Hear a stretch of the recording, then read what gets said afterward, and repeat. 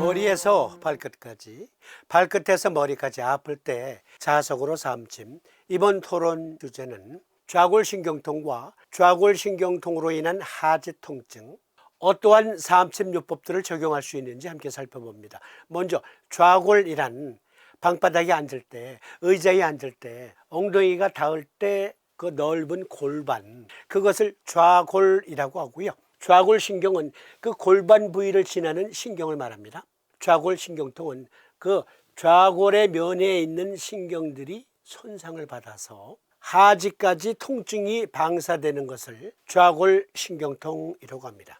좌골신경통의 3대 원인, 추간판 탈출증, 추간판 협착증, 그리고 뼈돌기가 있습니다. 뼈돌기, 퇴행성 관절염 때 토론했죠.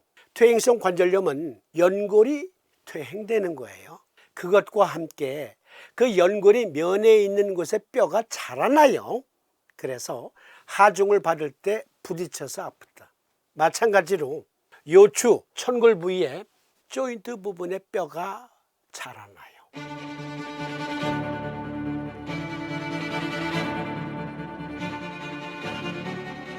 그러면 신경을 압박해서 또 좌골신경통을 일으킬 수 있다고 합니다. 이 3대 원인 말고도 다양한 원인들이 있는데요. 비만, 나쁜 자세, 종양, 농양, 혈전, 어색하게 엉거주춤하게 앉는 자세, 그리고 모든 신경장애 역시 좌골신경통의 원인으로 작용합니다. 특히 청소년들 인터넷 게임하거나 할 때 자세가 안 좋으면 허리가 이렇게 틀어질 수 있잖아요. 만곡증이 생길 수 있어요.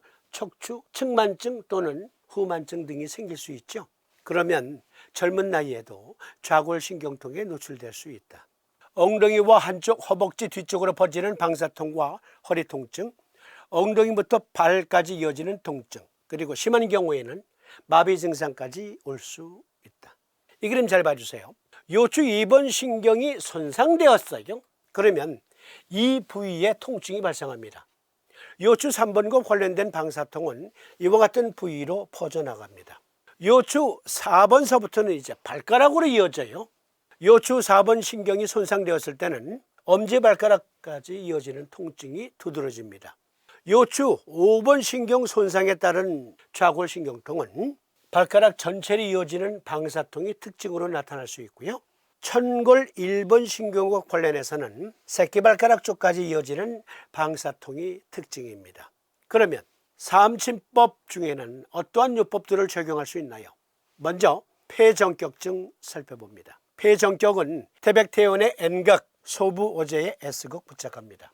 다양한 요법들 중에 먼저 폐정격증 좌골신경통 살펴보는 거예요. 삼두인 침구요결 제34장 윗중문에 보면 한 남자가 나이 40에 좌슬이 산통하여 제방을 적용하기 수도에 낫지 않으므로 태백태원을 보하고 소부호제를 사하였더니 일도에 쾌차하더라.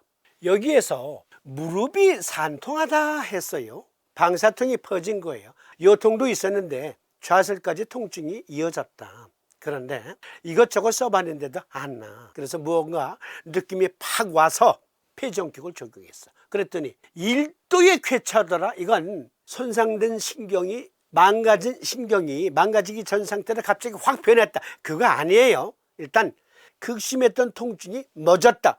그걸 일도에 쾌차하더라 라고 말씀하신 것이지 계속해서 나을 때까지 사암침을 적용했을 것이다. 이렇게 유추해 보는 것이 더 맞습니다. 이 그림에 보시면 좌골신경통은요, 요추 3, 4, 5, 천골 1, 2, 3 이 부분의 신경 손상으로만 나타나는 게 아니에요. 후에 살피겠지만 폐질환과 관련된 척추 손상이 있어요. 경추 손상, 흉추 손상으로도 좌골신경통이 발생할 수 있어요. 그러니까 삼두인의 이 임상 경험리에서 우리가 유추해 볼 수 있는 것은 아마도 요통도 있었을 것이다. 그리고 그 방사통이 무릎까지 퍼졌다. 다양한 요법을 썼지만 낫지 않아서 삼두인께서 자세히 진찰한 결과 폐정격증에 호흡부전까지 있었을 것이다.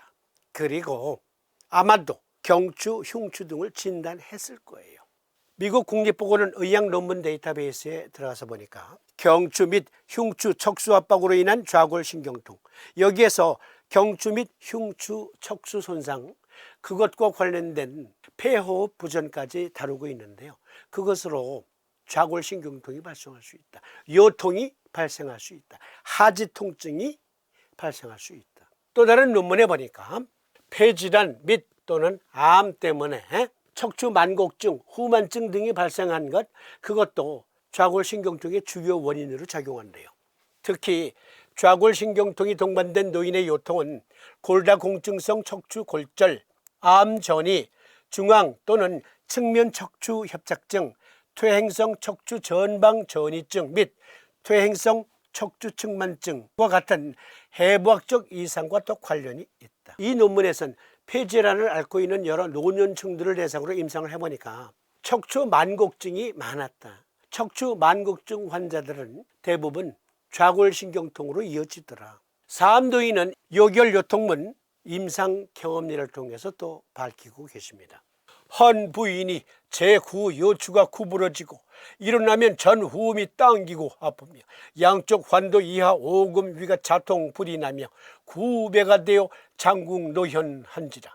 폐정격을 쓴 결과 재통이 진지하고 추곡이 반쯤 펴졌더니 측근자의 저회지만으로 수두를 미진한 까닭에 쾌혈을 보지 못하였으니 가석한 일이로다.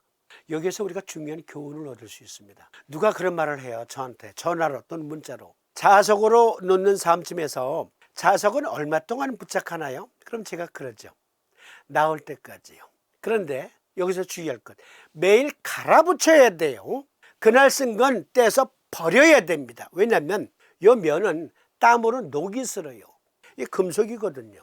그러면 그걸 재사용할 때 붙인 자리가 빨갛게 발진이 생길 수 있어요. 피부 질환이 생길 수 있어요. 그러니까 그날 쓴 건 그날 버리고 새로 붙인다. 나을 때까지. 이 경험리의 부인은 꼬부랑 할머니가 됐어요. 삼두인은 폐정격으로 허리를 펴줘야 되겠구나. 주증이 그거였어요.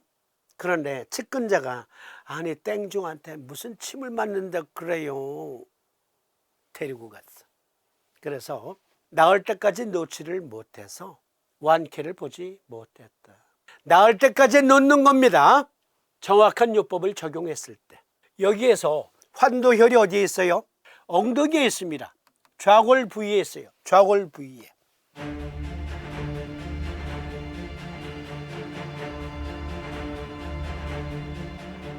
그 이하가 아프다.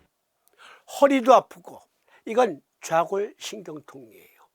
그런데 원인이 척추 만곡증 때문이다. 그래서 폐정격을 적용하셨다.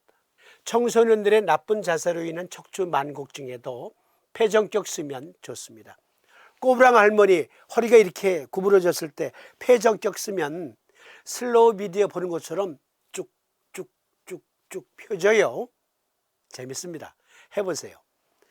주변에 꼬부랑 할머니 계시면 폐정격 써보세요. 경추 및 흉추 압박으로 인한 좌골신경통, 이것은 꼬부랑 할머니증을 말한 거예요. 척추 만곡증, 사암도인께서는 폐정격으로 도와주셨습니다. 환도 이하의 좌골신경통도. 그러니까 폐정격증은 척추가 휘어졌다, 만곡증이다, 꼬부랑 할머니증이다. 그런데 좌골신경통까지 있을 땐 폐정격.